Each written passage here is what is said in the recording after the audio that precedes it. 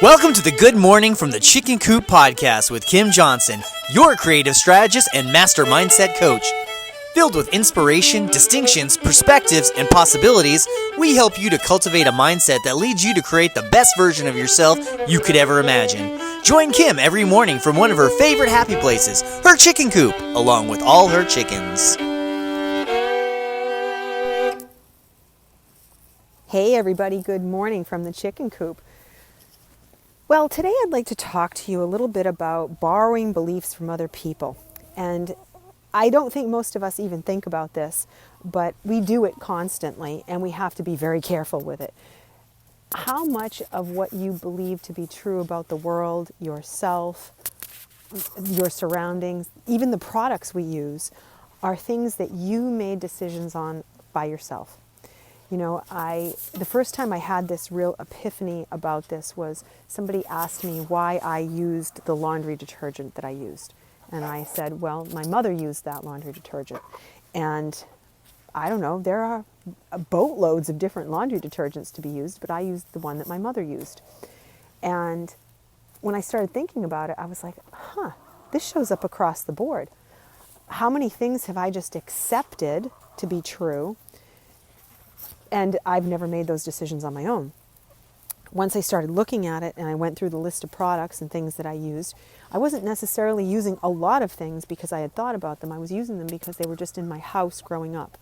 And then I started realizing, well, wait, but this doesn't even kind of fall into the standards that I would want to have, or it doesn't fall into who I believe myself to be.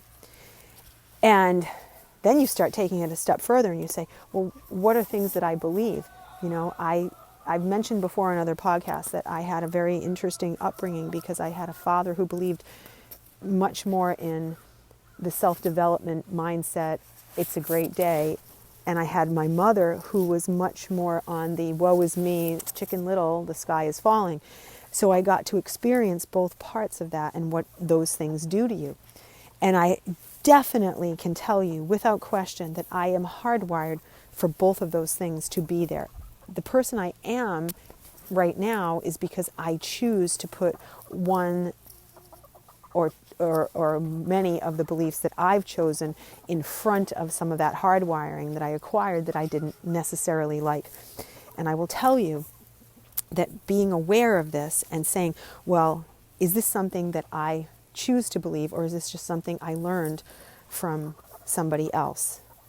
And by watching them. And this is so funny because this can happen with teachers. It can happen with grandparents, aunts, uncles, people you work for. You start to take on their persona, their beliefs.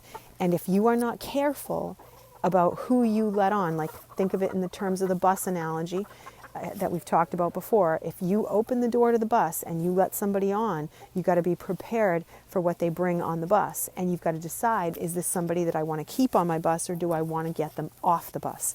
And now I am very picky about it. I do not watch news because I don't believe that that's healthy. If I want to know something about something, I go look it up. I read about it.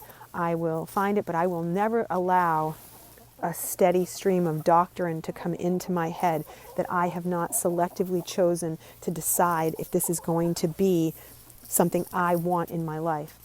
I filter a lot out of the negativity because I can't personally, I just don't handle negativity well and I don't want it around me.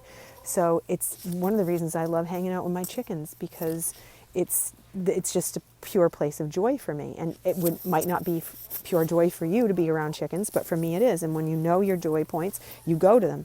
So I'm going to challenge you to go through your beliefs. Think about the things that you have been given that other people gave to you that they just don't work, and we just accept them. You know, years ago I heard a cool story about a ham. Funny enough, it was this old story about a little girl who asked her mother as they were making the ham for the holidays.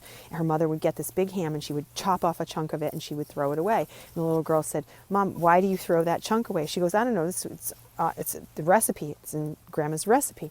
So when Grandma comes over, the little girl says to her, "Hey Grandma, I was wondering, why do we throw away this piece of ham?"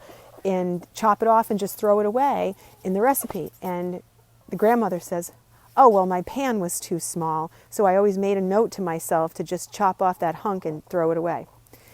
And granted, this story is probably not a true story, but it was such a great metaphor because everyone was following suit along with this. Her daughter was doing it, and it wasn't even something that was necessary because she had a pan that was big enough, but yet she was still following the old way. So I'm just going to encourage you, look, find out, are these beliefs, are these things that I hold true, really true for me, or am I just borrowing them from someone else? And I will talk to you soon. Bye.